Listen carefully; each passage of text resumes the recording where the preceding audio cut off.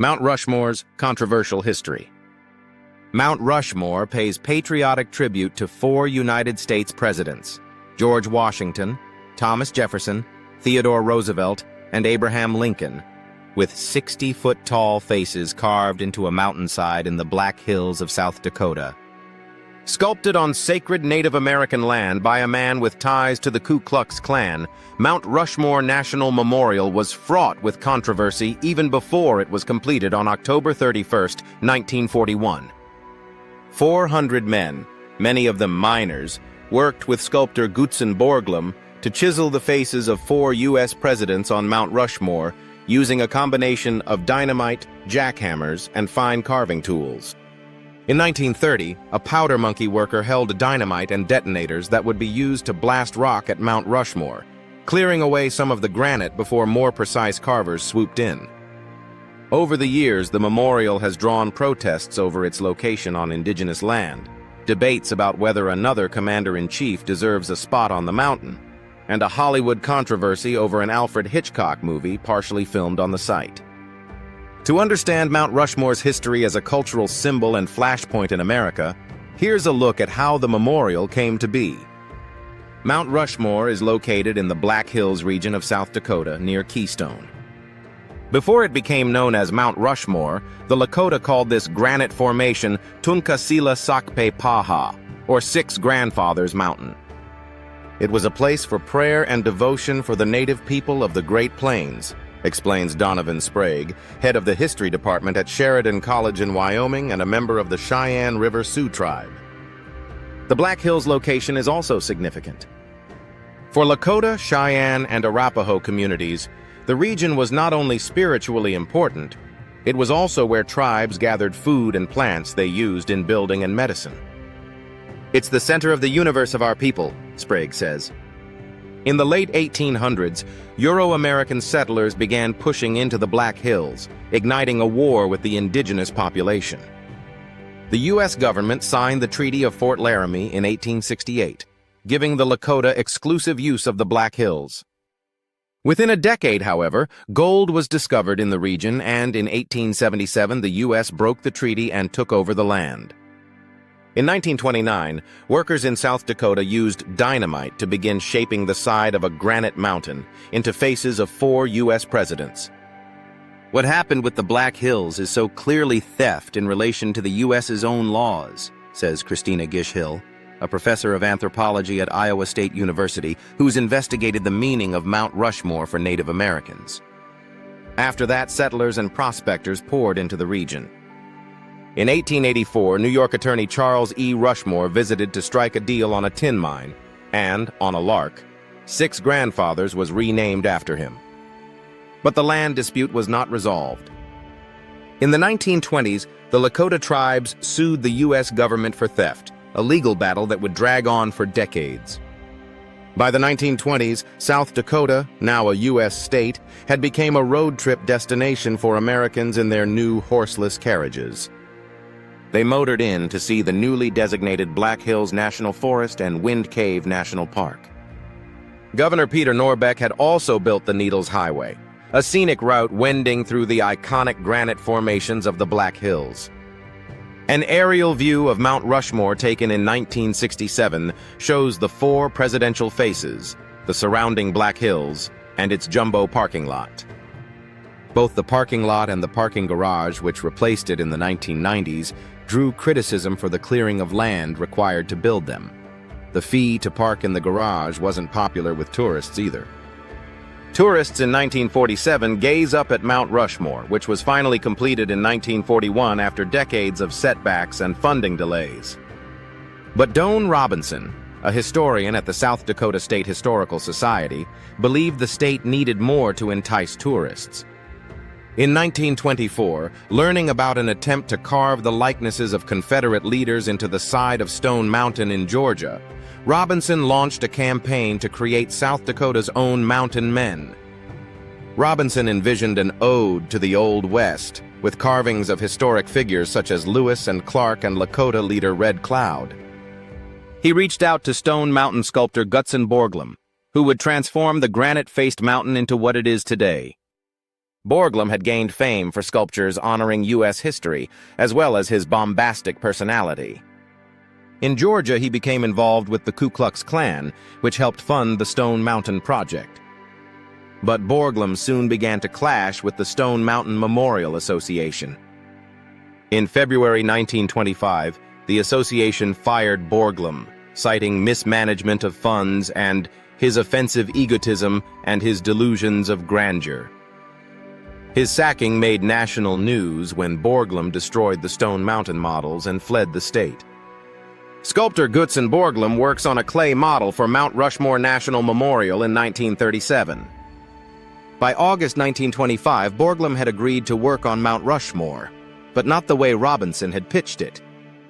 Borglum saw the carving as a testament to American exceptionalism and advocated for depicting presidents instrumental in the country's expansion.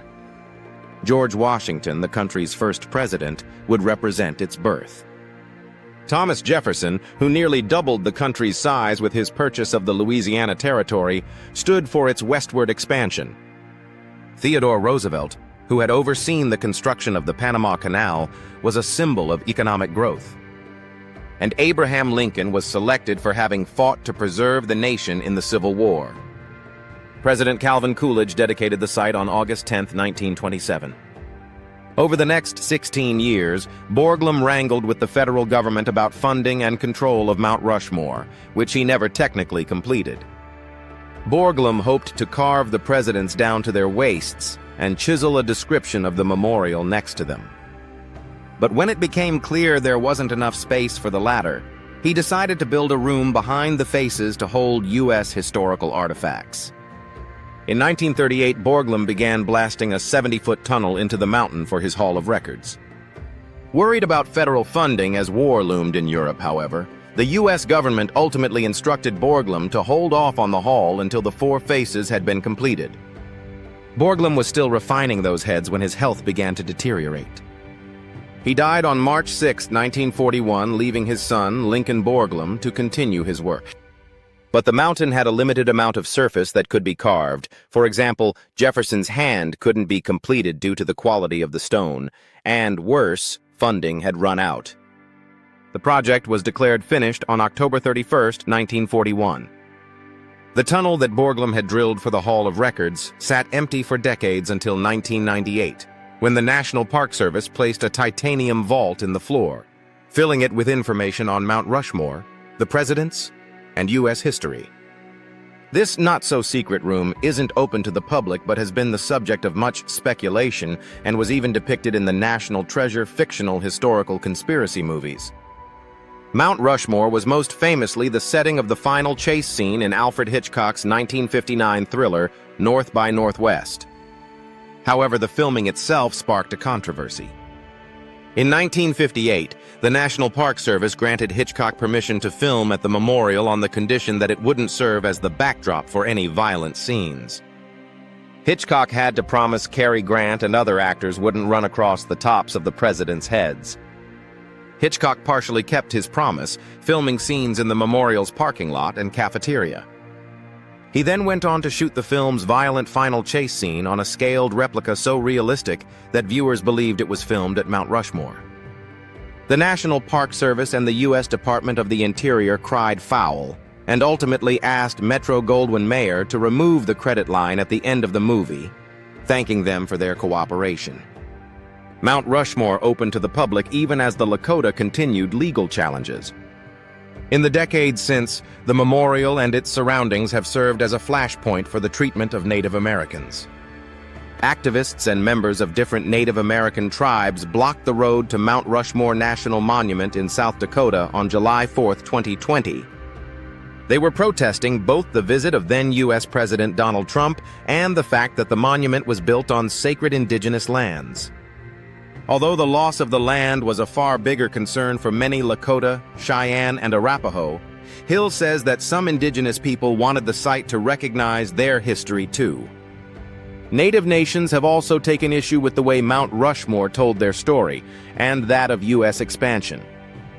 Borglum had envisioned the site as a shrine to the greatness of the four presidents it depicted, and as a result, Hill says, the memorial became a space for uncomplicated patriotism.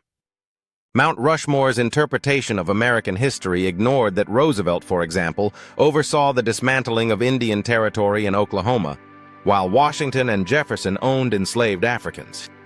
As Sprague points out, even Lincoln was enthusiastic about Western expansion, and in 1862 dispatched U.S. troops to Minnesota to put down a Dakota uprising. The civil rights movement of the 1960s inspired a wave of protest among Native Americans across the country. In the summer of 1970, protest came to Mount Rushmore when a few dozen activists from the organization United Native Americans scaled the memorial to demand their turn of the Black Hills to the Lakota. They camped atop the memorial for months, and then returned the following summer for a briefer protest that ended in their arrests. In 1980, the long-running legal dispute finally reached the U.S. Supreme Court. In the landmark United States versus Sioux Nation of Indians case, the Supreme Court ruled that the U.S. government had improperly taken the Black Hills territory from the Lakota, who were deemed entitled to $17.1 million in damages.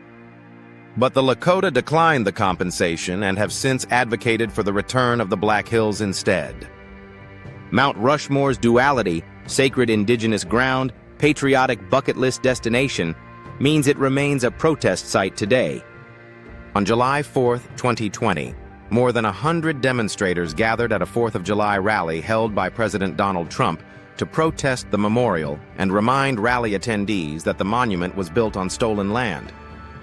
Forces began campaigning to add faces to Mount Rushmore while the monument was still under construction. First Lady Eleanor Roosevelt supported an unsuccessful 1936 proposal to put women's rights activist Susan B. Anthony on the rock. The idea that the memorial could somehow evolve would live on, with political partisans over the years suggesting adding John F. Kennedy, Ronald Reagan, and Franklin Delano Roosevelt. More recently, Trump has repeatedly crowed that he should be on the list. While some have pushed for Mount Rushmore to be expanded, others have demanded that it to be torn down.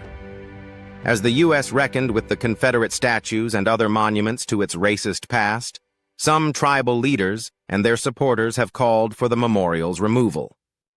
It's unlikely that any major changes will be made to this decades-old memorial.